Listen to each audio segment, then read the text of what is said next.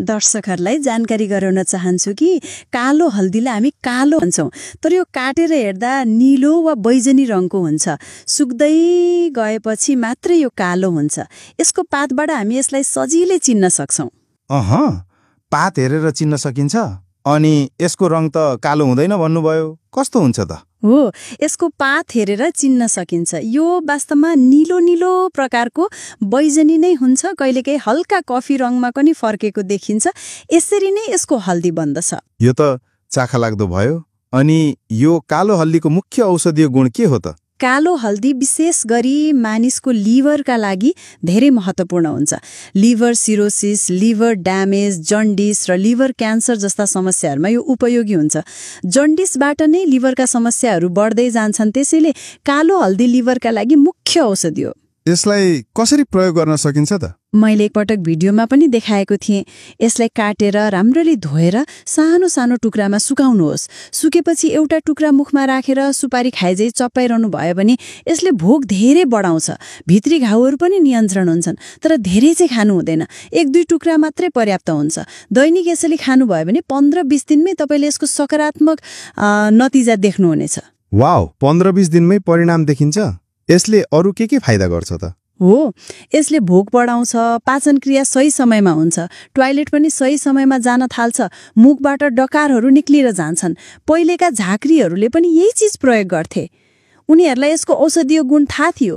यदि कसैले भोक लागेन, ग्यास मात्रै भइरह्यो, टोयलेट सही समयमा आएन भने यो लिभरको समस्या हो भनेर उनीहरू बुझ्थे।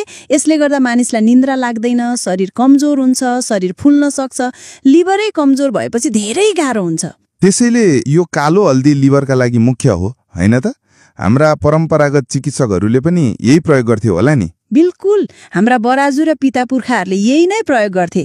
उहिलेको समयमा डाक्टर नभएका बेला धामी झाँक्रीहरूले यसको प्रयोग गरेर उपचार गर्थे। यो कालो हल्दी लिभरका लागि धेरै महत्त्वपूर्ण छ। यसको खेती गर्न सकिन्छ त यहाँ? सकिन्छ नि। यसको मार्केट भ्यालु राम्रो छ। यसको मूल्य साधारण बेसारको भन्दा धेरै हुन्छ। तर यसको खेती किन धेरै भएको देखिँदैन त? दुःख लाग्दो कुरा, ग्रामीण क्षेत्रका मानिसहरूलाई मार्केटिङको सही व्यवस्था नहुँदा मात्रै समस्या भएको, नत्र यसको धेरै मूल्य छ। तपाईको जग्गामा पनि यो चिज हुन्छ भन्नुभयो।